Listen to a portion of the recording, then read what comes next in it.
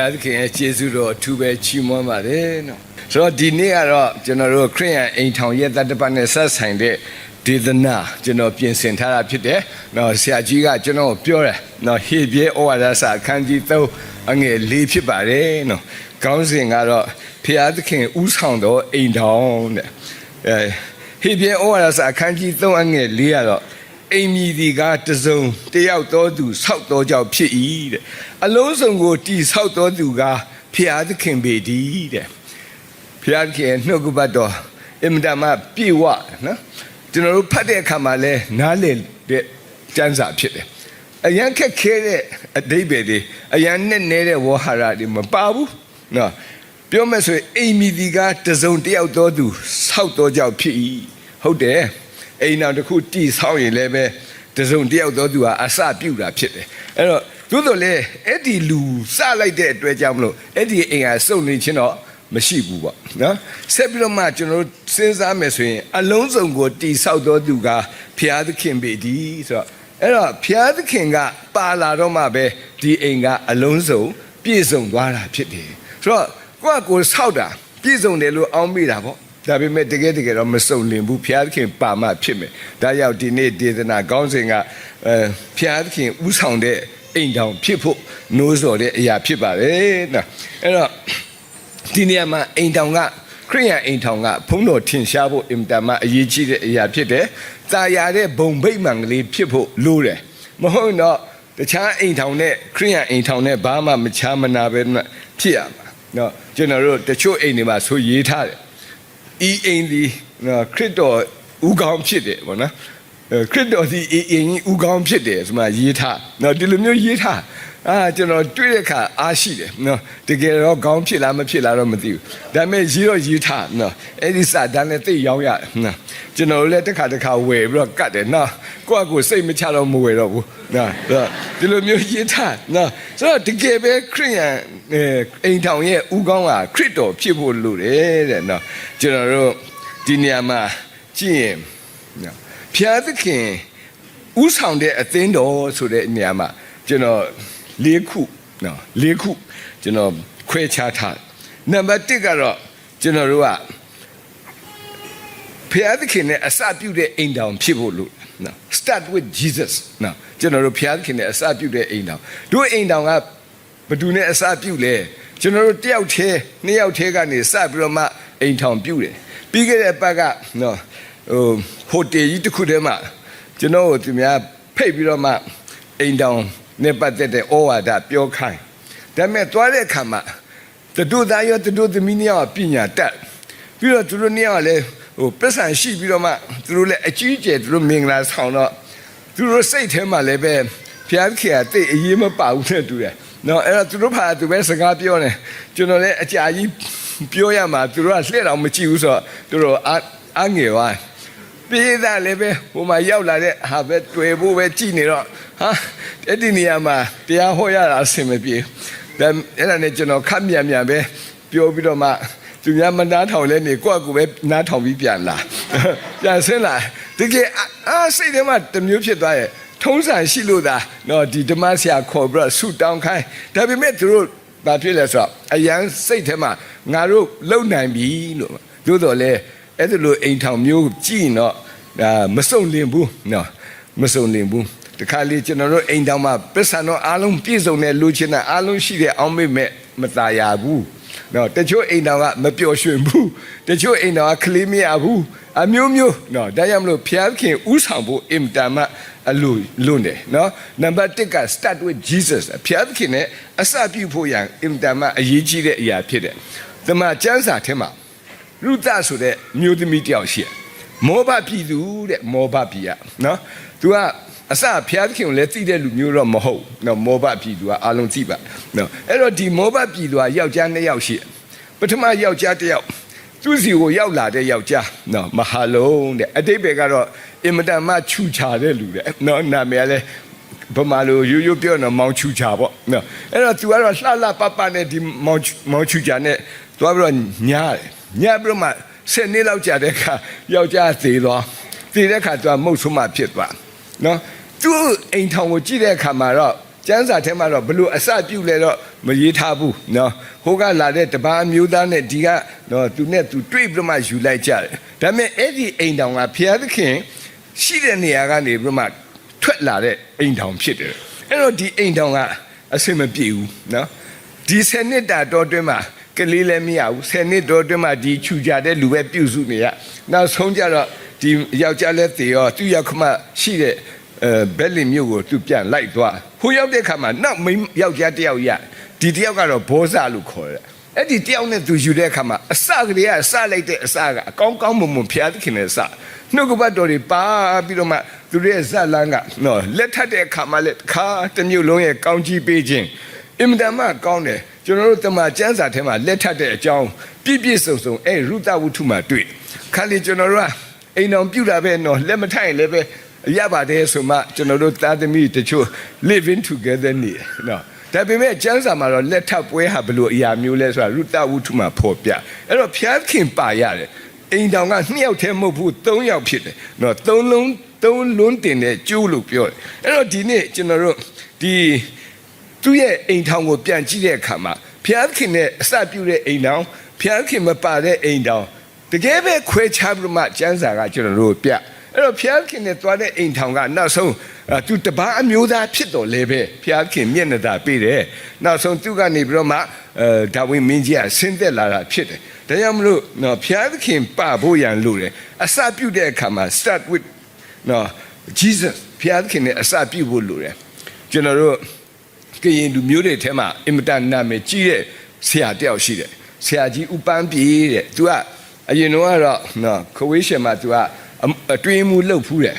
ပြီးတော့သူစာအုပ်တွေအများကြီးတယ်ကျွန်တော်တို့ငငယ်တော့ဆိုဥပန်းပြေသင်္ချာစာအုပ်စာအသက်ကြီးတဲ့လူတွေဆိုတော့ကြားဘူးမယ်နော်ဆယ်တန်းစာမျိုးပွဲမှာဆိုဥပန်းပြေသင်္ချာစာအုပ်စာ textbook နော်ဒါတော်တယ်အင်မတန်တော်တဲ့လူဒါပေမဲ့သူကစက်တီခံသူကအင်မတန်တော်တဲ့သူတော့ဖြစ်တယ်ဒါပေမဲ့သူကနော်မိမပိုးတဲ့နေရာမှာမတော်ဘူးတဲ့ဒါကြောင့်မလို့သူအသက်40လောက်ရောက်တဲ့အချိန်မိမမရဘူးတဲ့အဲ့တော့သူကဒီပညာရေးမှာတော့တော်တယ်တခြားနေရာမှာအလုံးတော်တယ်မိမမရှာတတ်ဘူးဒါကြောင့်သူမိဘတွေကဟာငါတို့သားတော့ဒီလောက်အသက်ကြီးပြီနော်မိမမပေးဆိုင်တော့မဖြစ်တော့ဘူးအဲ့တော့သူကသူရှာလည်းမရဘူးဒါကြောင့်မလို့သူကတော့ရန်ကုန်မှာနေတယ်ဟိုးပတရားနေပြီးတော့အပြူမချောတယောက်ပို့လိုက်နော်ပို့လိုက်တော့ရောက်လာတာပေါ့ရောက်လာတဲ့ခါကျတော့ဒီဟာမင်းယူရမယ့်လူပဲသူဝန်းတာတယ်ဘာဖြစ်လဲဆိုတော့ကိုကမှရှာလို့မရပဲနော်ကြည့်လိုက်တဲ့အခါမှာမိဘရဲ့ကျေးဇူးလည်းပဲမနေဘူးပေါ့နော်လှလှပပသူတွေ့တော့မင်းတို့သဘောကျရဲ့လားသဘောကျတယ်ပေါ့ဟိုကလည်းတောသူမလေးကလည်းပဲအပြူမလေးကလည်းပဲဟာတကယ်ကိုပညာရှင်ကြီးနဲ့သူရမယ်ဆိုတော့သူလည်းဝန်းတာတာပေါ့နှစ်ယောက်လုံးသဘောတူတယ်လက်ထပ်ပေးကြအဲ့ဒီအလုံးမှာပဲလက်ထပ်ပေးပြီးတဲ့အခါမှာသင်္ဘောစီးပြီးတော့မိဘတွေကပြန်သွားနှစ်ယောက်ထဲကြံခဲ့တယောက်လည်းနာမည်မသိသေးဘူးလက်တော့ထပ်ပြီးတခါမှလည်းမတွေ့သေးအခုမှတွေ့အဲ့တော့ဒီနှစ်ယောက်ကအိမ်ကလည်းတခန်းပဲရှိတာပေါ့ရန်ကုန်အိမ်ဆိုအဲ့ဒီခန်းထဲမှာနှစ်ယောက်နေကြနော်မင်္ဂလာဥညဘယ်နဲ့လုပ်ရပါမလဲနော်တခါလည်းဒီမင်္ဂလာဥညမှာဒီမင်းကလေးကတော့အပြူမဖြစ်တော့သူကလည်းတောသူမလည်းဖြစ်တော့ရှစ်တခါလည်းပိတ်ကြီးနဲ့စောင်ကြီးနဲ့သူ့ကိုသူပတ်ထားပြီးမှကတိပေါ်မှာခေါင်းမီးချုပ်ပြီးအိတ်နေရောအဲ့ဒီအခန်းထဲမှာစောင်ကလည်းဒီတစ်ထည်ပဲရှိကတိလည်းဒီတစ်လုံးပဲအိတ်ရလည်းဒီတစ်ခုပဲသူကလည်းအဲ့ဒီနားမှာသွားအိတ်ရမှာတတိမရှိဘူးနော်မအိတ်ရဘူးပြဿနာကြီးကျယ်တဲ့ကြာတော့သူထိုင်လို့မနိုင်တော့ဘူးဆောင်းတွင်းလည်းဖြစ်ချမ်းလာပြီဒီဆောင်းကအတူတူခြုံရမယ့်စာဒီဒါမဲ့ဒီမိမအကုန်လုံးသူ့ကိုသူလည်းပတ်ထားပြီးမှသူကငြိမ်နေခါကြသူစဉ်းစားတယ်ဒီပု္ပ္ပာကဖြေရမယ့်ပု္ပ္ပာပဲနော်ဒီနေ့ညမှာတော့ဒီပု္ပ္ပာမဖြေတော့မဖြစ်တော့မဖြေသူကအေးပတ်တော့မယ်လေအဲ့ခါကျတော့သူကဘယ်လိုလုပ်ရမလဲစဉ်းစားလို့မရဘူးသူသွားနှိုးကြည့်တယ်ညီမလေးမထဘူးနော်အိတ်ချဟန်ဆောင်နေတာပေါ့သူလည်းအပြူဘဝဆိုတော့ဒီနေ့ပဲအိမ်အောင်ကြတော့မယ်ဆိုကြောက်လို့နေမှာပေါ့နော်အဲ့လိုမျိုးအရန်ကြောက်တဲ့အခါမှာသူကစဉ်းစားတယ်ငါဘယ်လိုလုပ်ရမလဲမိဘတွေလည်းမမေးကြည့်မိဘူးနော်အိမ်အောင်ချမှာဆိုသူကတွေ့ကြုံလည်းမရှိဘူးနောက်ဆုံးကျတော့သူမတတ်နိုင်တော့ဖျားရှိခိုးတယ်လားဖျားသခင်ဒီညတော့ဘယ်လိုဖြတ်တန်းရမလဲဖျားသခင်ပဲအကြံပေးပါပေါ့ဒါပေမဲ့သူဆုတ်တောင်းပြီးတဲ့အခါမှာသူတတိရတယ်သူ သူသွားနှိုးတယ်ညီမလေးဟိုကဆောင်ချုံတဲ့မယ်ဘာလဲလို့ပြောတယ်သူနည်းနည်းလန့်သွားလူပြိုကြီးကပြီးတော့သူပြောတယ်နင်ကခရိယန်လားတဲ့ခရိယန်ဘောတဲ့အထက်ကနေပြီးတော့နည်းနည်းစိတ်တူတာခရိယန်ဘောတဲ့ခရိယန်ဆိုရင်တို့ကဆုတောင်းပြီးမှအိပ်ရတယ်တဲ့အဲ့ဒါနင်မိဘမသိဘူးလားသိတယ်တဲ့အခုနင်ဆုမတောင်းဘဲနဲ့မအိပ်နဲ့လေငါတို့အတူတူဆုတောင်းပြီးနင်အိပ်တော့ဆိုအဲ့လိုမင်းကလေးကအဲ့ဒါလဲကြာရောဆုတောင်းရမယ်ဆိုတော့စောင့်နေပါလေချွတ်လိုက်ပြီးမှထိုင်ပြီးဆုတောင်းတာသူဆုတောင်းလိုက်တာတော်တော်ရှိသွားတယ်ဒီမျိုးသမီးကလည်းပင်မတနေ့လုံးမင်္ဂလာဆောင်ပင်မတော့အင်္ဂါသူကအဲ့မှာသူအကွက်ကြသွားတယ်ပေါ့နော်အဲ့ဒါနဲ့ပဲသူအဲ့ဒီဆောင်အတူတူခြုံရတယ်တဲ့သူပြောတာတော့နော်ဆိုတော့အဲ့တော့ဒီဆရာကြီးကသူရေးခဲ့တဲ့စာကျွန်တော်ဖတ်တဲ့အခါမှာသူအောက်ကနေမှတ်ချက်ပါရဲ့ဆိုတာအရေးကြီးတဲ့အခါမှာဖျားသခင်နဲ့စပါတဲ့နော်အိမ်အောင်ကြတဲ့အခါမှာအခုဒီမှာလူပြိုကြီးတွေရှိတာနီးရဖို့ပေါ့နော်ပြောပြတာပါနော်အဲ့တော့ဖျားသခင်နဲ့အစပြုတဲ့ဥစ္စာဒီနေရာမှာလည်းအရေးကြီးတယ်ကျွန်တော်တို့အိမ်တောင်တစ်ခုอ่ะနော်တိဆောက်တဲ့အခါမှာဖျားသခင်နဲ့အစပြုဖို့နံပါတ်1ဖြစ်ပါလေနော်နံပါတ်2ကတော့နော် stay with Jesus တဲ့နော်ကျွန်တော်တို့အိမ်တောင်တစ်ခုလုံးကဘာနဲ့သွားရလဲဆိုနော်ဖျားသခင်နဲ့သွားရမှာဖျားသခင်နဲ့နေထိုင်ရမှာဖြစ်တယ်အဲ့ဒါဆိုရင်အဲ့ဒီအိမ်ကဖျားသခင်ဥဆောင်တဲ့အိမ်တောင်ဖြစ်မယ်မဟုတ်ရင်တော့ဖျားသခင်ဥမဆောင်ဘူးကိုယ့်အကိုဥဆောင်ရင်တော့ဒါတော့တလွဲတချော်တွေဖြစ်ကုန်နေ့စဉ်အသက်တာမှာအိမ်တောင်ရေးနေ့စဉ်အသက်တာမှာစာဝတ်နေရေးကျွန်တော်တို့ကြုံရအခုခေတ်ဆိုတော့ပညာရေးတို့ကျမ်းမာရေးတို့လူမှုရေးတို့အားလုံးတော့ကျွန်တော်တို့ရင်ဆိုင်ရဒီဇနီးမောင်နှံနှစ်ယောက်ကနော်ဒီဥစ္စာကိုရင်ဆိုင်တဲ့အခါကိုယ်ခုံအားနဲ့ကြီးပဲရင်ဆိုင်လို့မဟုတ်ရဘူးနော်တကယ်ပဲကျွန်တော်တို့ကဖျားသခင်နဲ့အတူတွားလာမှဖြစ်မယ်ကျွန်တော်ငယ်တော့ဆိုရင်ကျွန်တော်ကစာရေးတဲ့သူပဲဖြစ်ချင်တရားဟောရှာလည်းမဖြစ်ချင်အောင်နော်ပြောမယ်ဆိုအဲ့တော့ကျွန်တော်ကစာရေးဖို့ပဲကြိုးစားတယ်အဲ့တော့စာရေးတယ်ဝတ္ထုရေးတယ်နော်အဲ့တော့ကျွန်တော်ရေးရမှအိမ်အောင်ကြတဲ့အခါမှာကျွန်တော်မျိုးသမီးကတော့သူကမွန်ဖြစ်တယ်ကွာမွန်မင်းကလေး तू ကဘာလုပ်လဲဆိုတော့ तू ကကျောင်းဆရာမလုပ်ကျွန်တော်တို့เนี่ยနော်ကျွန်တော်ကစာရေးတယ် तू ကကျောင်းဆရာမလုပ်တယ်ရုံးကန်ရတယ်တော်တော်ရုံးကန်ရတယ်အိမ်ပိုင်မရှိဘူးရန်ကုန်မြို့မှာကျွန်တော်ရှောက်မငားနေဘူးတဲ့အိမ်မရှိဘူးအိမ်အလုံး45နေရတချို့အိမ်တွေကမကောင်းနေနဲ့အိမ်ရှာမောင်းချလို့ဆင်းရတယ်တချို့ကတော့ငါတို့ဖတ်သားမကြိုက်လို့ဆင်းရအခဏအိမ်ပြောင်းရစိတ်ဆင်းရဲလိုက်တာမပြောနဲ့နောက်တော့ငါတို့ဒါတော့မဖြစ်တော့ဘူးထင်တယ်နော်သွားတော့ဖျားရှိခိုးတဲ့အခါမှာဖျားသခင်ကဆုတောင်းရင်ပေးတယ်ကျွန်တော်အရင် born again မဖြစ်ဘူးလေဖျားတော့ရှိမှတော့တည်တယ်ဒါပေမဲ့ကိုယ့်ကိုလှုပ်ရမယ်လို့အောင်းမေ့တယ်နော်အဲ့ခါကျတော့အိမ်မရဘူးဖျားသခင်စီမျက်နှာလှဲ့မှာပဲကျွန်တော်အိမ်ရတယ်တည်တာနောက်ကျသွားနော်ဆိုတော့စီတီကတည်ဒီလောက်ဒုက္ခမများဘူးအခုတော့ကျွန်တော်မိမလည်းအိမ်40ရှောက်နေရတဲ့ခါသူလည်းတော်တော်လေးပိန်သွားတယ်ပေါ့နော်အဲ့တော့ပြောရတဲ့အခါမှာအဆင်မပြေဘူးဒါကြောင့်ကျွန်တော်တို့ကနော်ဖျားသခင်နဲ့အတူနေထိုင်ဖို့လိုရတယ် stay with Jesus တဲ့မှတ်ထားရမယ်နော်ကျွန်တော်တို့အိမ်တောင်မှာတို့နှစ်ယောက်တည်းပဲနေတာမဟုတ်ဘူးတို့မိသားစုအပြင်မှာကျွန်တော်တို့ကိုဥဆောင်တဲ့ဖျားသခင်အင်တန်မှအရေးကြီးတဲ့အရာဖြစ်တယ်ဆရာကြီးကခဏသူကအာကုလနဲ့ပြစ်ကီလာအကြောင်းပြောတယ်ကျွန်တော်သိတဲ့ဘောကြဒီမှာကျမ်းစာထဲမှာအတွေ့အများကြီးရှိတယ်နော်ဒါပေမဲ့အပြစ်ကင်းတဲ့အတွေ့အအဲ့ဒီတတွေ့ပဲရှိတယ်ကျန်တဲ့အပြစ်ကကျန်တဲ့အတွေ့တွေကတော့ဟိုနားနေဒီနားနေအပြစ်ရှိတယ်နော်မောရှိလည်းပဲအပြစ်ရှိတာပဲအာဒံပို့ဆိုးနော်အမျိုးပဲဒါပေမဲ့ပြစ်ကီလာနဲ့အကုလကတကယ်အော့စရာကျမ်းစာကသူတို့6ကြိမ် mention လုပ်တယ်တဲ့အဲ့ဒီ6ကြိမ်စလုံးမှာတွဲပဲအကုလနဲ့ပြစ်ကီလာမကောင်းတဲ့တခါမှအပြောမခံရဘူးနှစ်ယောက်စလုံးကနောက်နာမည်လည်းတယောက်မပြုတ်ဘူးနှစ်ယောက်စလုံးအတူတူပဲနော်အရင်အော့စရာကောင်းတယ်ကွယ်နော်ဆိုတော့သူတို့ကြည့်တာအားကြစရာကောင်းတယ်ဘာဖြစ်လဲအဲ့ဒီအိမ်တော်ကဖျားသခင်နဲ့အတူသွားလာနေထိုင်တယ်ဟာရုံမမြို့မှာရှိစဉ်တည်းကလည်းပဲဖျားသခင်နဲ့ပဲခါရစစ်ရှောင်ရတယ်စစ်ပြေးရတယ်နော်စစ်ပြေးကောရင်သူမြို့ရောက်လာလည်းပဲအမေသူကဖျားသခင်နဲ့ပဲနော်ဟိုကင်းချီမြို့ရောက်တယ်နော်ဟိုအေးဖက်မြို့ရောက်တယ်ဖျားသခင်နဲ့ပဲအော်ဒါကြောင့်ဖျားသခင်ကသူတို့နှစ်ယောက်ကိုတွေ့ထားနော်အမြဲတမ်း mention လုပ်တဲ့အခါမှာနာမည်မခွဲဘူးနော်မောရှေဆိုလည်းသူမိမနဲ့သူနဲ့တခြားစီပါတယ်တဲ့သူကမခွဲဘူးအင်မတန်မှဖျားသခင်သူတို့မျက်နှာသာပေးတယ်ကျွန်တော်အသင်းတော်မှာအဖွားကြီးနဲ့အဖိုးကြီးနှစ်ယောက်ရှိတယ်အဲ့ဒီဖိုးရသိသွားသိလဲတွေ့ရောကျွန်တော်တို့ကသွားပြီးတော့မှ funeral မှာသွားပြီးတော့သိကြမယ်လုပ်တဲ့အခါမှာအဖွားကြီးကဗာပြောတယ် ငါယောက်ျားကြက်ကြက်ဝုံဝုံကြိုက်တယ်တဲ့ခေါင်းကြီးကြီးလောက်ပါတဲ့မဟုတ်ဘူးဒီလောက်ရပြီလေဆိုမရဘူးတဲ့ကြီးကြီးလောက်ပါတဲ့သူကဘယ်တမဲ့သူကလည်းသူစိတ်ဆန္ဒလည်းဟုတ်တယ်သူလည်းပတ်စံပေးတယ်ဆိုတော့လက်သမားအဲ့ဒီဖွားကြီးစိတ်တိုင်းကြတာလောက်ပါဆိုခေါင်းကြီးကြီးလောက်တယ်တွင်းကိုလည်းအကြီးကြီးတူးပါတဲ့အေးတူးရတယ်နော်နောက်တစ်ခါနော်ဂူပေါ့နော်အပေါ်မှာဂူလည်းကြီးကြီးလောက်ပါတဲ့ကျွန်တော်တော့ဘာမှမပြောဘာဖြစ်လို့လဲသူတလောက်တော့ကြီးချင်တယ်နောက်ကျွန်တော်တို့သွားတဲ့ကြိုတဲ့အခါမှာနေပူတဲ့အချိန်မှာသူ့ယောက်ျားကိုသူကကြည်ပြီးတော့မှအကိုရဲ့ကိုရင်ရဲ့တဲ့ကျမကိုလည်းခေါ်သွားပါလား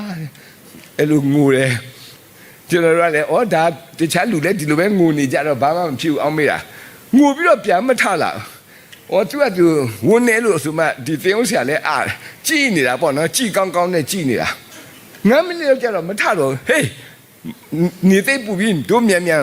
သင်ကြိုရအောင်အဲ့ဒီဖွားကြီးထုတ်လိုက်ပါသွားပြောတယ်ကွာသွားလဲထုတ်လိုက်ရောအဲ့ဒီဖွားကြီးအသက်မရှိတော့သူအဲ့ဒါနဲ့ဘယ်လိုလုပ်ရမလဲသူများမေးတယ်ဆရာဘယ်လိုလုပ်မလဲပြန်ယူသွားမလားနော်ကျွန်တော်လည်းပြောပြန်ယူသွားရင်တော့သင်ဦးဆရာနောက်တစ်ခါလှုပ်ရှုပ်တယ်ထည့်လိုက်အရင်အော်ဆရာကောင်းတယ်နော်အဲ့ဒီ funeral ကိုကျွန်တော်ရောက်တဲ့ဒီခါလေးအဲ့ဒီနှစ်ယောက်ထည့်တာအတော်ပဲနော်ကူလည်းအတော်ပဲတခါမှမကြုံဘူးဒါပေမဲ့အလုံးသိတဲ့အတိုင်းပဲအလူငွေတော့တစ်ခါပဲရတယ်လေ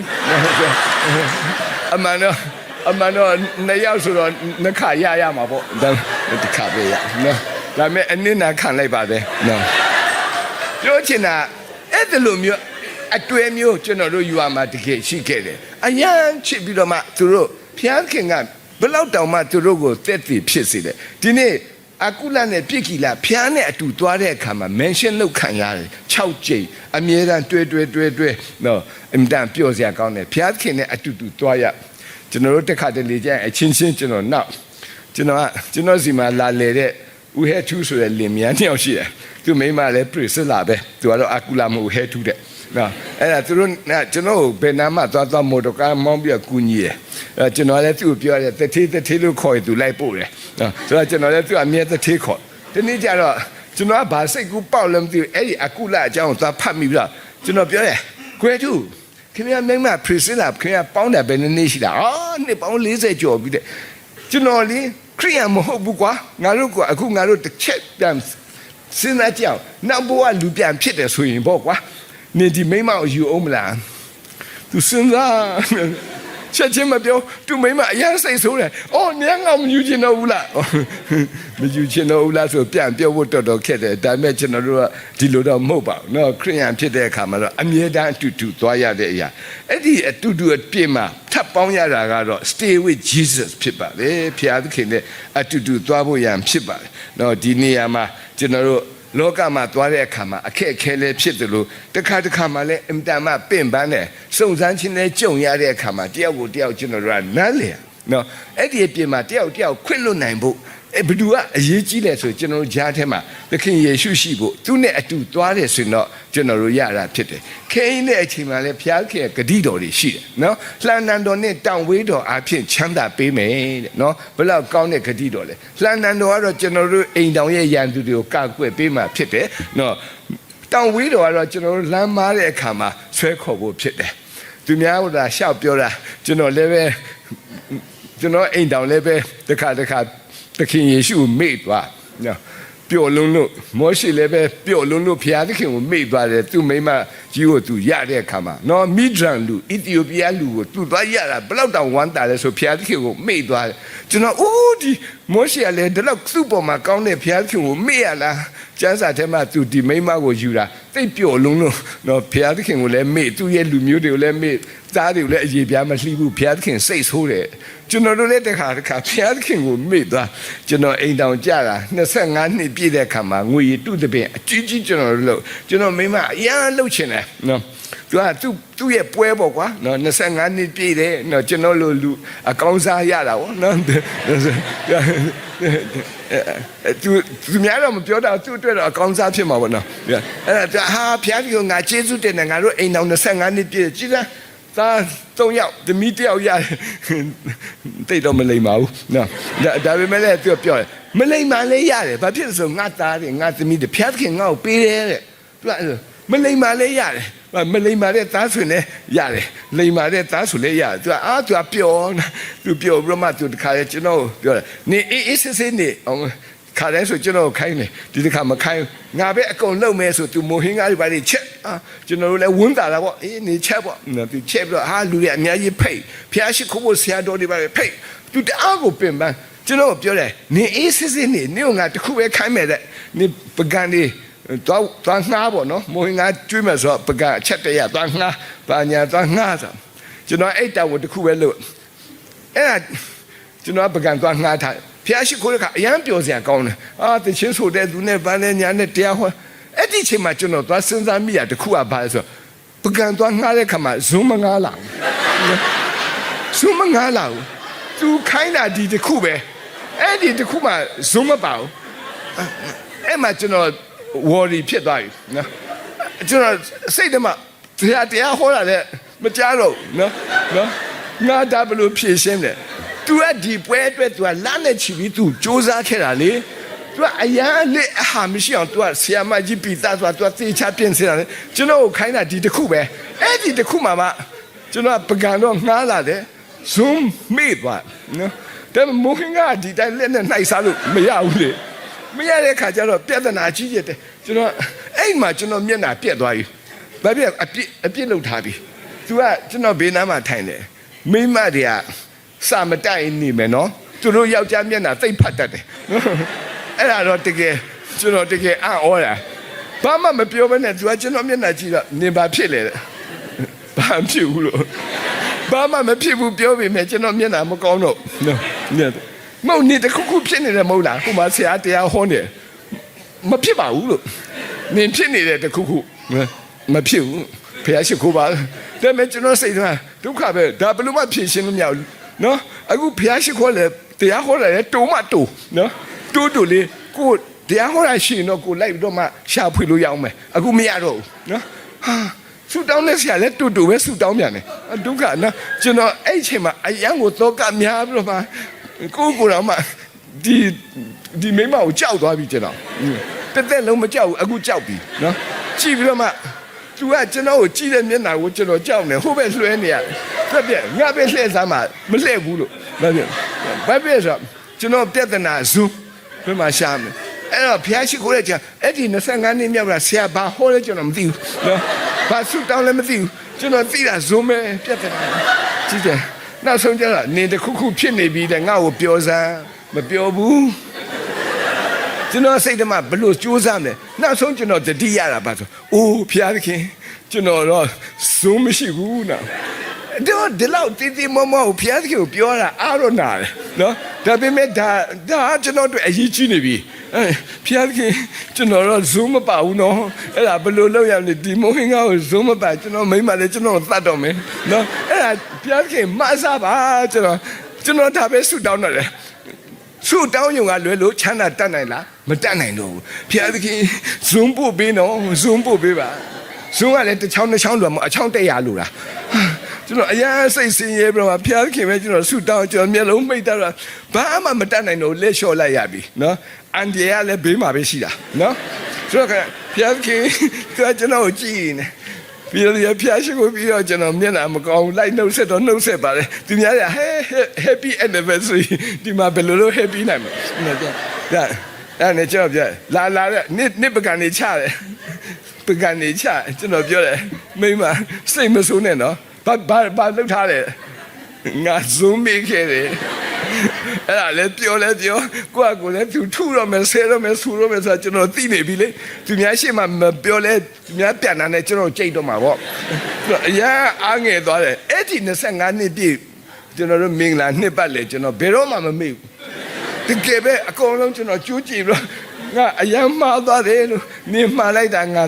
ကောင်းမနာထောင်ပကံတော့ပါတယ်ဇုံးမိတ်သွားတယ်ပြောပါကြငါသိတယ်တဲ့နင့်ကိုခိုင်းဘယ်တော့မှအဆင်ပြေမှာမဟုတ်ဆိုတာသိလို့တဲ့ငါဇုံးဝယ်ထားတယ်ဟာစောပြောပါလားဆိုတော့သူကျွန်တော်ကိုခိုင်းရော့မှန်းသိလို့လေသူကသူဇုံးဝယ်ထားတယ်အစ်စ်တဲ့ ဟာဆိုတော့ပြောငါမှဖျားရှိခိုးတလျှောက်လုံးစိတ်ဆင်းရဲနေတာ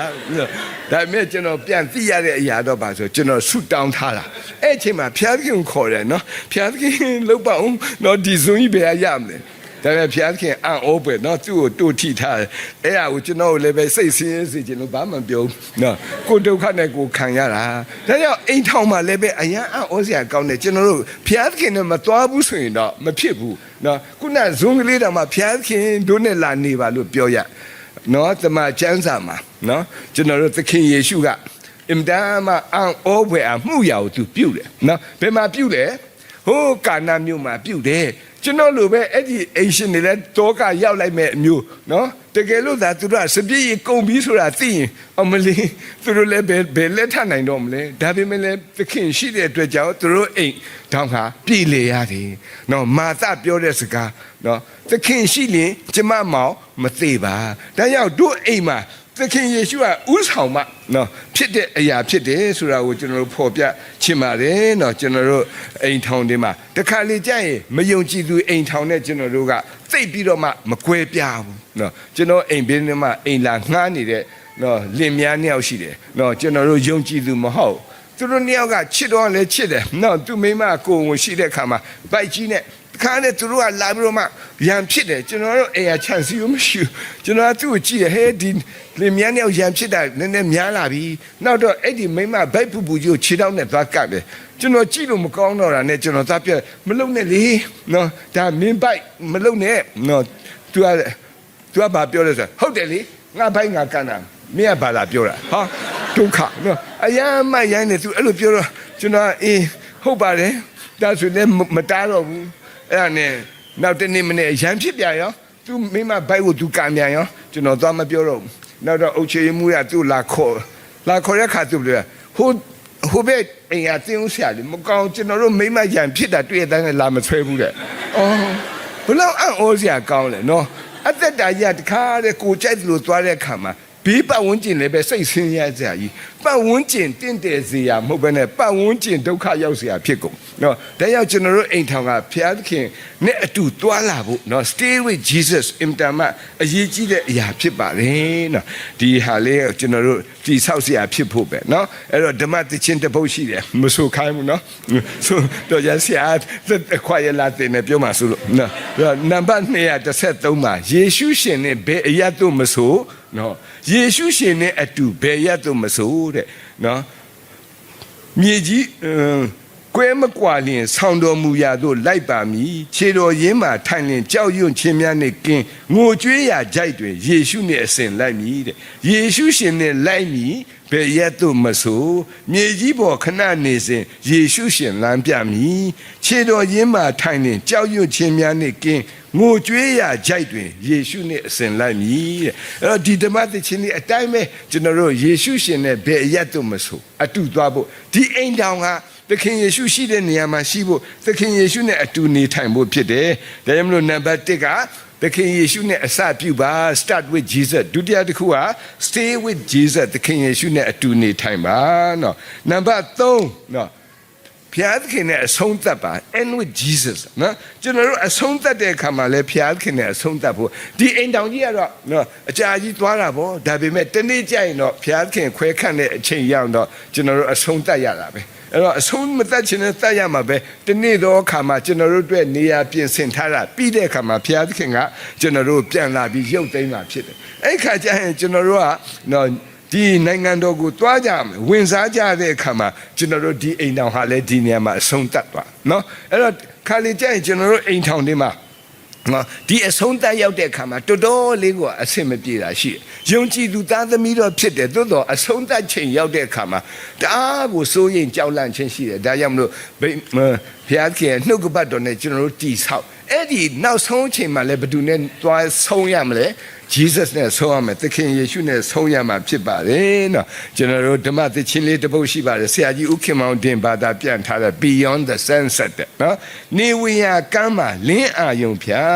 ရင်မှာကြည်နူးစရာထူလအသက်တာကိုတော်လက်တွဲကခွဲမြသောဘဝပါနေဝင်ရကမ်းမှာ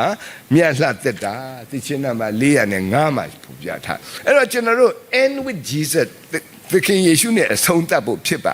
ကျွန်တော်တို့ရွှေပြည်သားမှာကျွန်တော်အမြဲတမ်းတော့ရေတန့်ပေးတဲ့အိမ်တအိမ်ရှိတယ်တော့ချူတင်းတဲ့အင်မတန်မှသဘောကောင်းတဲ့ယူအမအသင်းသူဖြစ်ပါအင်မတန်စိတ်သဘောကောင်းတယ်ကျွန်တော်လည်းအင်မတန်ချစ်တယ်နော်သူကကြောက်ကယောဂခံစားရကြောက်ကဆေးရတယ်ဆေးပြီးလာတယ်ဆေးပြီးလာ73နှစ်ကြာတယ်ကြောက်ကဆေးပြီးတော့အသက်ရှင်တာအဲ့တော့တနေ့ကျတော့သူကြောက်ကတော်တော်လေးချင်းနေဆိုးတဲ့ခါမှာသူလည်းပဲတတိလေးပါလေးဖြစ်လာပြီးနောက်ဆုံးသူတတိရဲ့ငါ့ကိုဆရာဆုခေါ်ပေးစမ်းပါနော်ကျွန်တော်လည်းတစ်သက်လုံးသူရေတိုက်ထားတော့မသွားလို့လည်းမဖြစ်ဘူးသွားတဲ့ခါမှာအချင်းတွေကတိတ်မကောင်းသူတို့လည်းဖျားခင်ကိုကျွန်တော်ဆုတောင်းတယ်ဖျားခင်ဒီတစ်ချိန်တော့သူ့ကိုအသက်ရှင်ခွင့်ပေးပါအောင်သူကနော်အသက်သေးခံတဲ့နေရာမှာလဲတော်တယ်ကြိုးစားတယ်နော်သူကလည်းမသိရှင်သေးဘူးဒါကြောင့်မလို့လည်းပဲဘုရားသခင်သူ့ကိုနော်အခွင့်ပေးပါကျွန်တော်ဆုတောင်းတာအဲ့တစ်ချိန်ဘုရားသခင်နားညောင်းတယ်ခါလဲသူကနေပြန်ကောင်းတာအလုံးကသူတည်မယ်အောက်မေ့ပြမသူမတည်တဲ့ခါကျတော့သူကကျွန်တော်ဆွဲထားပြီးဒီဆရာဆုတောင်းရင်ငါပြန်ကောင်းလာဆိုအဲ့တော့သူကကြိုက်တာလျှောက်စားကုန်ကျွန်တော်လည်းတခါတော့ဆုတောင်းတာတော့ okay တာပေါ့ဒါပေမဲ့နောက်3လလောက်ကြာတော့တခါအကြီးကျယ်သူမေ့သွားပြီတခါလည်းသူများသူ့ကိုဟိုး green hat တာဆေးုံခေါ်သူကပြောတယ်ဟာဆရာဆုခေါ်ပေးတယ်ငါ့ကိုတဲ့ကျွန်တော်သွားတဲ့အချိန်မှာသူကသူ့ရဲ့နောက်ဆုံးအချိန်ရောက်လာအဲ့ဒီအချိန်မှာကျွန်တော်သူ့နားကိုရောက်တဲ့အခါသူကလက်ပေးပါတဲ့လက်ပေးပါတယ်ကျွန်တော်အာကိုပြီးတော့မှလက်ကင်ထားကျွန်တော်လက်ကိုတအားကင်ထားတော့ကျွန်တော်ပြောတယ်မဟုတ်ဘူးအခုအချိန်ကနော်ငါတို့ဆုတောင်းရမယ့်အချိန်ဖြစ်တယ်သခင်ယေရှုနဲ့ငါတို့အတူရှိရမယ့်အချိန်ဖြစ်တယ်ဟုတ်တယ်သူကအတန်လည်းသိမကောင်းတော့အဲ့တော့သူကကျွန်တော်ဆုတောင်းတဲ့အချိန်မှာပဲသူကခါတယ်တတိလေလိုက်မေ့လိုက်ဖြစ်ဆုတောင်းလည်းပြီးတဲ့အခါမှာသူကသိသွားပြီသူရဲ့နောက်ဆုံးချိန်ရောက်ပြီဆိုတာသူသိအဲ့ချိန်မှာသူဘာပြောဆရာတဲ့ကျမမသွားရဲဘူးတဲ့အိုးမသွားရဲဘူးခဲ့နေနော်လက်ကလည်းကင်ထားတာနော်ကျွန်တော်လက်ကိုပြန်ထုတ်လည်းမရဘူးကျွန်တော်လက်ကိုသူအားကိုပြီးကင်ထားတယ်သင်ဦးဆရာလက်ဆိုတော့ကင်ထားမှဆရာကျမတယောက်တည်းမသွားရဲဘူးဘယ်လိုပြန်ပြောတော်ကွာကြတယောက်တည်းမသွားဘူးဆိုတာအဲ့ဒါနဲ့နောက်ဆုံး तू မနေနိုင် तू ဖွင့်ပြောတယ်ဆရာလိုက်ခဲ့ပါလားနေပြီးတော့ဆိုတော်သေးရွှေပြည်တော်ဖြစ်နေနော်တွားရမယ်နဲ့အဲ့တော့ तू အဲ့လိုလက်ကင်ထားပြီးတော့ तू ပြောလိုက်တဲ့စကားကျွန်တော်နှလုံးသားအထက်ကျွန်တော်ပြောတယ်ငါမလိုက်အားဘူးလို့နော်မလိုက်အားဘူးလို့ဒီအချိန်မှာလို့နေရလို့သခင်ယေရှုနဲ့ပဲတွားရမှာတဲ့အဲ့တော့နေ့ကငါတချင်းဆိုပြမယ်ဆိုနေဝေရကမ်းမှာကျွန်တော်တယောက်တည်းအဲ့ဒီဟန်တာဘာဂရင်းဟန်တာမှာဆိုလို့ဆိုတယ်နော်အဲ့ဒီတချင်းဆိုတာနေဝေရကမ်းမှာတုံချီနေဆိုတာတဝက်လဲကြာရောအသက်ထွက်သွားနော်သူကတော့သွားလိုက်ပြောသူအသက်ထွက်သွားတဲ့အခါကျွန်တော်တိသွားပြီသူတအားကျွန်တော်လက်ကိုညှစ်ထားလိုက်စေချင်တာနော်ကိုယ်အဲ့လိုချစ်တဲ့အသင်းလူရှိတာလည်းမသက်တာဘူးနော်ဆရာတို့ဘယ်လိုလုပ်မလဲအဲ့ဒါသူကဘယ်လောက်တောင်ဆရာကိုချစ်လဲဆိုလိုက်ခဲ့ပါတယောက်တည်းမသွားရဲဆိုတော့တော်ကွာကြနော်နေပြည်တော်ဆိုတော်သေးတယ်ရွှေပြည်တော်ဆိုမကိုက်အဲ့နဲ့ကျွန်တော်လက်ပြန်ထုတ်တဲ့အခါမှာသူဘယ်လောက်တောင်ဆုတ်ထားပြီးအသက်ထွက်သွားဆိုကျွန်တော်လက်ပြန်ထုတ်လို့မရဘူးသူကတဖြည်းဖြည်းအေးလာပြီလေဒီလက်ကပြန်ထုတ်လို့မရဒီတခါတော့သူ့ရဲ့ဒုက္ခမဟုတ်ကျွန်တော်ဒုက္ခဖြစ်သွားလာတဲ့ next မှာလေးတဲ့လာသူကပြာရခတ်တဲ့သူခါမျက်လုံးလာဖြဲကြည့်တယ်ကျွန်တော်ပြောငါလက်ထုတ်ပေးစမ်းပါအေးထုတ်ပေးမယ်ထွက်သွားပြန်ရောဟာဒီအခန်းထဲမှာသူနဲ့ကိုပဲရှိရလေသူကဒီလက်ကြီးကင်ထားပြီးတော့မှလက်အေးနဲ့ဆုပ်ထားတော့ကိုကထုတ်လို့မရကျွန်တော်တော်တော်စိတ်ညစ်တာနိုင်ဝက်ကြတယ်အဲ့ဒီဒုက္ခခံတော့အဲ့ချိန်မှာသူ့လည်းတတိမြတော့ကျွန်တော်လက်ထုတ်ရေးပဲအရေးကြီးနောက်တယောက်လာပြန်ရောကျွန်တော်ပြောဟေးခဏနေဦးငါလက်ကိုဆွဲပေးပါဦးဆိုအေးလုပ်ပေးမယ်ထွက်သွားပြန်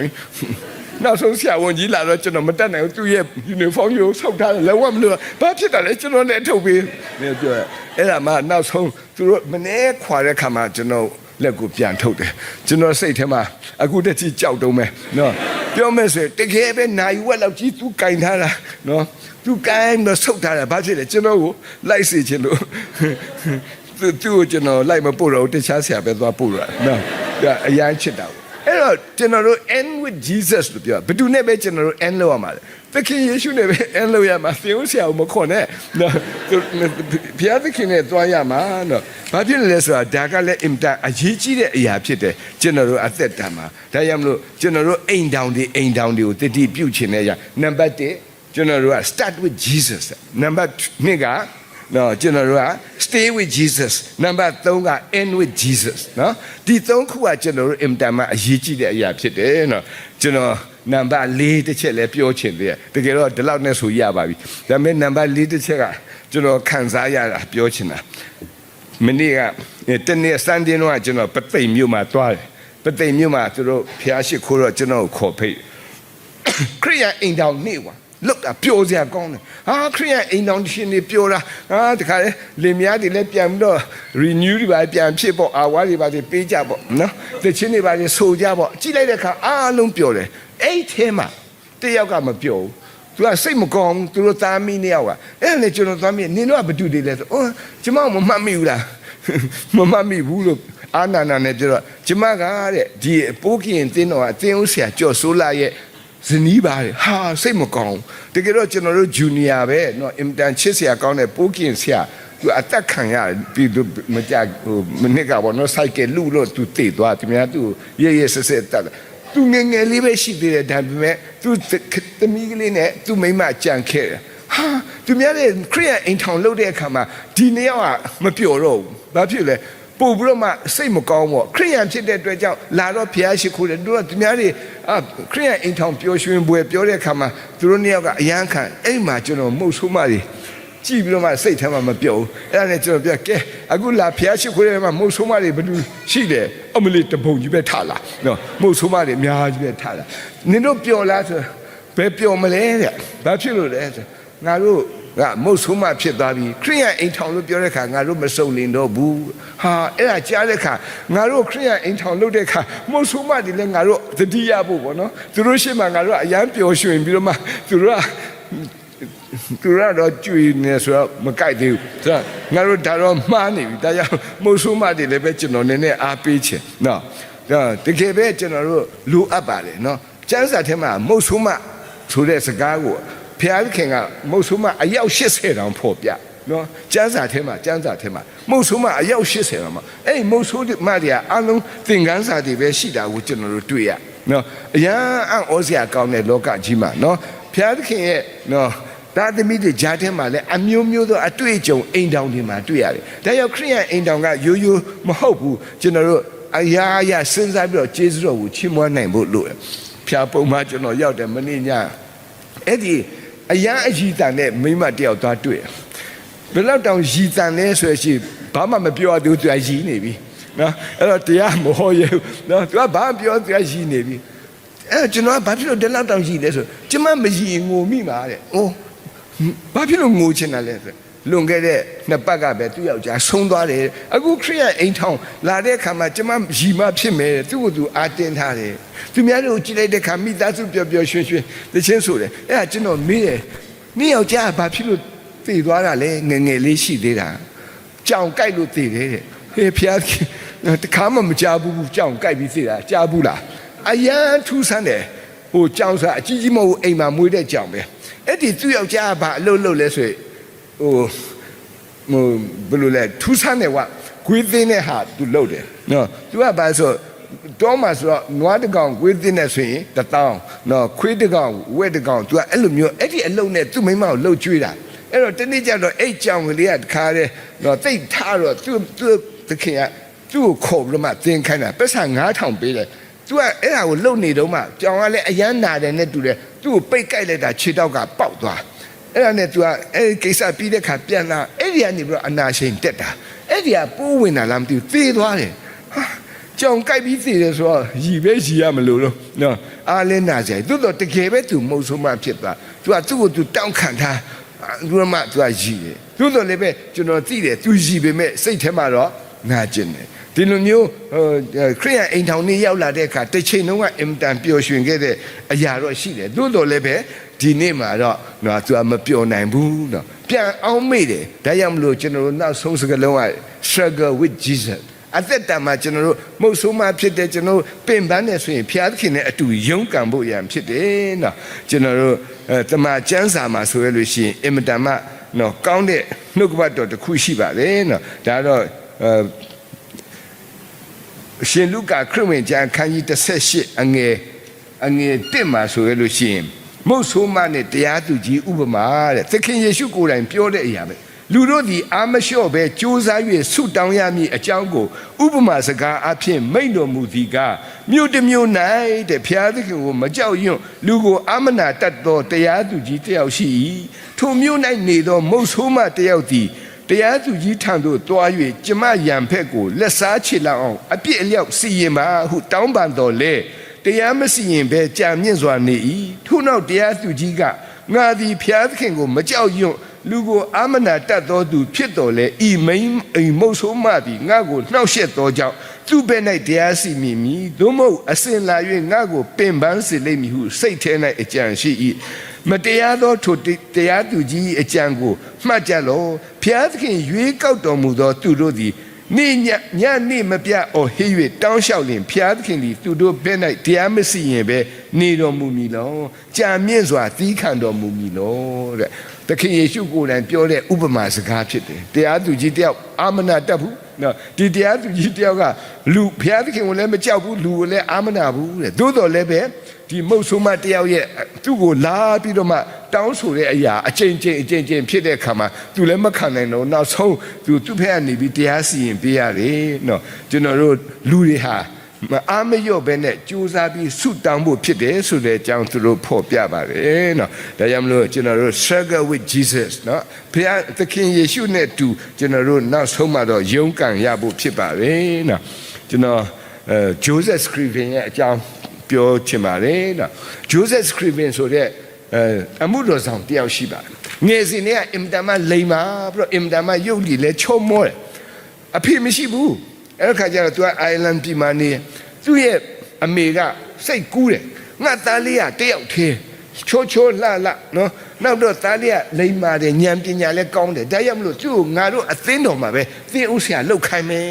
သူကတခါလေသူ့အမေစိတ်တိုင်းကြနေတယ်သူအရွယ်ရောက်လာတဲ့ခါမှာသူ့ကိုကျန်းစာကြောင်ပို့တယ်သူကကျန်းစာကြောင်သွားတက်တဲ့ခါသူ့အမေကတခါလေသူတို့ရွာကအသင်းတော်လေးကိုကောင်းကောင်းဆောက်တယ်နော်သူစိတ်ကူးထားတဲ့အသားဒီမှာပြန်လာပြီးအမှုတော်ဆောင်ဖို့အဲ့ဒီထဲမှာရွာထဲမှာ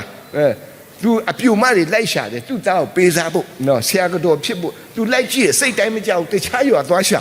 လိမ်မာပြီးရုပ်ချိုးတဲ့သူကိုလိုက်ရှာနောက်ဆုံးသူတွေ့တဲ့ခါသူသွားပြီးတော့ပြောတယ်ငါသားကိုယူပါ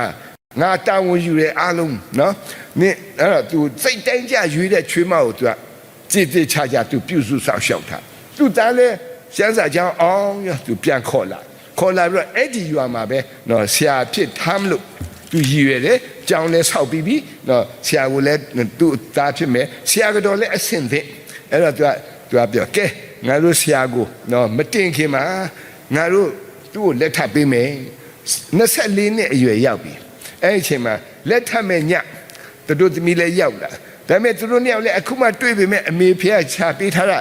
အကောင်းစားဆိုတော့ပျော်ကြတယ်အမျိုးသမီးကမြင်းစည်းချင်တယ်ဆိုတော့မြင်းပေါ်တက်စီးတယ်မြင်းကလေးနဲ့သွားပြီးတော့မှအဲ့ဒီသူတို့ရွာအနောက်ဘက်ကချောင်းကလေးမှာသွားတာမမျော်လင့်ပဲနဲ့အဲ့မြင်းကခြေချော်သွားတယ်ခါတဲ့အဲ့ချောင်းလေးကိုကျသွားတာခုနသူတို့သမီးလောင်းရောမြင်းရောကျသွားသူကြည့်နေတာရင်းနဲ့ပျောက်သွားမတွေ့ရတော့နောက်တနေ့မှအလောင်းပြန်ပေါ်လာတယ်အဲ့ခါကျတော့ဒီနေ့လက်ထရမယ့်နေ့မှာဘာနေ့ဖြစ်သွားလဲဆိုရင်ဒီအမျိုးသမီးကိုသင်ကြိုတဲ့နေ့ဖြစ်တယ်အရာစိတ်ထမထိခိုက်တယ်သူထိခိုက်တာထက်သူ့အမေလည်းထိခိုက်သူအမေရဲ့စီမံကိန်းရပြတ်သွားတယ်သူကလည်းအဲ့ဒီရွာမှာမနေချင်တော့ဒီတိတ်ဟောင်းတွေကြောင့်သူ့အမေကိုလည်းထားခဲ့ဟိုးနော်ကနေဒါပြည်ကတငါရွာလေးပို့ဟုတ်ဆိုတဲ့မြို့ကိုသွားအဲ့ဒီမြို့ကိုသွားပြီးတော့အဲ့ဒီမြို့မှာအမှုတော်ဆောင်တယ်စင်စင်ရဲရဲပဲနော်လာခလည်းမရပါဘူးအဲ့ဒီမှာအမှုတော်ဆောင်ရဲ့သူများတစ်ပင်ဖြတ်ခြင်းလဲသူဖြတ်ပေးတယ်သူများအတွက်အလုံးလုံးရင်းနဲ့အဲ့မှာဘုရားသခင်ရဲ့နော်နှုတ်ကပတ်တော်သူဝင်ငါရင်းနဲ့နောက်ထပ်9နှစ်6နှစ်လောက်ကြာတဲ့ခါအဲ့လက်ဆိုတဲ့ main ကလေးတယောက်သူသွားတွေ့အဲ့ဒီရွာသူပဲအသင်းသူသားတယ်လည်းပြောတယ်ဟာငါတို့ဆရာကိုမိမပေးစားရမယ်အင်တန်တော်တဲ့ဒီကလေးကအင်တန်လိမ္မာတဲ့ငါတို့ရွာမှာအချောဆုံးပဲဆရာကတော့ဖြစ်ဖို့ထိုက်တန်နေခါရဲသူ့ကိုပေးစားဖို့လုပ်သူလည်းဝန်တာတယ်ဘာပဲဖြစ်ဖြစ်6တွေ့နေတဲ့သစ်6ပင်ကြီးအခုအရွက်တရွက်နွေးပြန်ထွက်တာတခါလေလက်ထခါနီး2ပတ်လောက်ကြာတဲ့အခါမှာအားလုံးချင်းချိုက်ထားပြီးပြင်ဆင်ထားပြီးအဲ့ဒီအမျိုးသမီးကအေးမိတယ်အေးမိရလဲချောင်းဆိုးအေးမိချောင်းဆိုးမကြခင်မှာပဲလက်ထပ်ဖို့3ရက်အလိုမှာတေးသွားဟာသူ့အသေးကနှခါကွဲသွားပြီနော်သူကနှခါဒုက္ခများသွားပြီနော်လက်ထပ်ခါနီးကြမှာမိမတေးကုန်တော့ သူကလည်းမုတ်ဆိုးမှုလည်းမဟုတ်ဘလူဟာလည်းမဖြစ်သူအရန်စိတ်ဆင်းရဲသွားသူဝမ်းနေတယ်ဖျားခင်ငါ့ကိုနော်ဘာဖြစ်လို့ဒီလိုလုပ်လဲပေါ့နော်သူများတဲ့အိမ်ထောင်ပြုတ်တာလွယ်သလောက်သူအိမ်ထောင်ပြုတ်ဖို့အရန်ခက်တယ်အဲ့ချိန်မှာသူကနော်ဖျားခင်ကိုပဲဆက်ကတ်တော့မယ်လို့စဉ်းစားတဲ့အချိန်မှာသူအမေရဲ့တည်င်းကိုကြားအမေအရန်နေမကောင်းဖြစ်နေတယ်နော်အမေကသဲတန်ဖြစ်နေတယ်မင်းပြန်လာပါပြန်ဖို့လမ်းစိမရှိဘူးကနေဒါနဲ့အိုင်လန်ပြန်ဖို့လမ်းစိမရှိဘူးလူကြုံနဲ့ပဲသူစာတစောင်ထည့်လိုက်တယ်အဲ့ဒီစာကလင်္ကာလေးအဲ့ဒီစာလင်္ကာလေးပဲကျွန်တော်တို့တချင်းစာအုပ်မှာဆို196မှာသူကပါထားတဲ့အရာငါတို့ပြည့်နဲ့ဝမ်းနေခြင်းများခံရမိတ်ဆွေယေရှုရှိတဲ့ဆုတောင်းခြင်းဖြင့်ထံတော်ခြင်းကခွင့်သည်အံ့ဘွယ်ဖြစ်ပြီးဒီလင်္ကာလေးကိုသူရေးပြီးတော့မှသူပို့လိုက်တယ်သူအမေကဒီစာရွက်ကလေးကိုရတဲ့အခါအင်တန်မှကြည်နပ်တယ်သူသေဆုံးတဲ့အချိန်မှာသူ့လက်ထက်မှာဒီစာရွက်လေးကိုင်ထားအသင်းတော်ကလူတွေကလာကြည့်ပြီးဟာဒီစာရွက်လေးကသိကောင်းတာပဲဒီကြပြလေးကသိကောင်းတာပဲဘသူရေးတာလဲသူ့သားရေးပို့တဲ့စာဖြစ်တယ် Joseph Scriven တဲ့နောက်ဆုံးကြတော့ဒီလင်္ကာလေးကတခြင်းဖြစ်ပြီးကျွန်တော်တို့ယုံကြည်သူတွေတကယ်ခွန်အားယူစရာဖြစ်တယ်တချို့လူတွေများဒီသခြင်းကိုဘလောက်နှစ်သက်လဲဆိုသူတို့ရဲ့နောက်ဆုံးချိန်မှာတောင်မှဆိုတဲ့အထိသူတို့ကတော့အားယူရတဲ့သခြင်းဖြစ်ပါတယ်အခုဟိုးကနေဒါပြည်ပုတ်ဟုတ်မြို့ကိုရောက်ရင်ရုပ်ထုကြီးတစ်ခုရှိတယ်အဲ့ဒီရုပ်ထုကြီးကဘယ်သူရုပ်ထုလဲဆို Joseph Scriven ရဲ့ရုပ်ထုပဲနော်ဓမ္မသချင်းစာအုပ်တအုပ်လုံးမှာအကျော်ကြားဆုံးလို့ပြောရတဲ့မိတ်ဆွေယေရှု you what a friend we have in Jesus ရေးထားတဲ့သူရဲ့ရုပ်ထုကြီးနော်နှခါမိမယူမလို့လုပ်တယ်ဒါပေမဲ့တခါမှမရနော်နောက်ပြီးတော့လည်းအမေကိုလည်းပဲနောက်ဆုံးချိန်မှာအာမပေးရအောင်သို့တော်လည်းပဲအမေနဲ့တကွကြံတဲ့သူတွေအားလုံးတကယ်ပဲ struggle လုပ်ရတဲ့အချိန်မှာနော်ဆိုရတဲ့သချင်းကိုသူရေးထားခဲ့တယ်ဒီနေ့ကျွန်တော်တို့အိမ်ထောင်နေ့မှာအားလုံးပျော်ပျော်ရွှင်ရွှင်နဲ့ကျွန်တော်တို့ရဲ့မင်္ဂလာသစ္စာကိုပြန် renew လုပ်တယ်ကျွန်တော်တို့ယေရှုတော်ကိုချီးမွမ်းတယ်ဒီအချိန်မှာနော်တကယ်ပဲမိမိရဲ့အိမ်ထောင်ဖက်တွေကြောင်ကြိုက်လို့ပဲတည်ဘာကြောက်ပဲတည်နော်မုတ်ဆိုးမှဖြစ်ရတဲ့သူတွေမုတ်ဆိုးဖို့ဖြစ်ရတဲ့သူတွေကြံရစ်တဲ့အသက်တာမှာ struggle လုပ်ပါဘယ်သူနဲ့လုပ်ရမလဲ with Jesus ဖြစ်တယ်ဒါကြောင့်မလို့ဒီနေ့ကျွန်တော်ရဲ့ဒေသနာကတော့၄ခုပါပဲနံပါတ်1ကတော့start with Jesus ဖြစ်ပါတယ်ဒုတိယတစ်ခုကတော့ဒီအိမ်တော်က stay with Jesus နံပါတ်3က struggle with Jesus နဲ့နောက်ဆုံးမှာတော့ end with Jesus ဖြစ်ပါတယ်เนาะကျွန်တော်တို့ကြားနာတဲ့သူပုံမှာဖျားခြင်းကောင်းကြီးရှိပါစေ